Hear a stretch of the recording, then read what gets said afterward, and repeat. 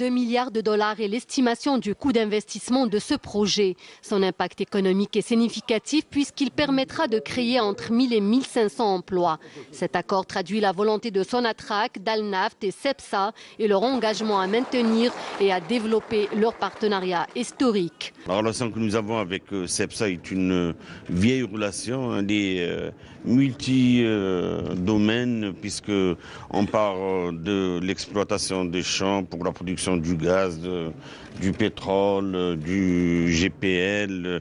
On va au projet de transport puisque nous avons un des pipelines qui fonctionne et qui est l'un des plus rentables au monde.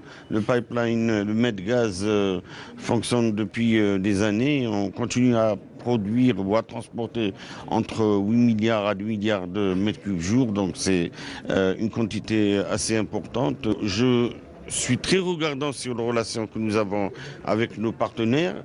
Je passe beaucoup de temps à être certain que les intérêts des uns et des autres sont sauvegardés. Quand je dis les intérêts des uns et des autres, évidemment, nos intérêts sont sauvegardés. Et alhamdoulilah, depuis les 10 derniers mois, on a réglé pas mal de litiges avec les partenaires étrangers.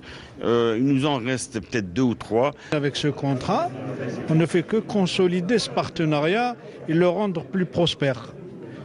En ramenant de la production additionnelle, comme on l'avait dit tout à l'heure, elle passe de 11 000 barils jour à 24 000.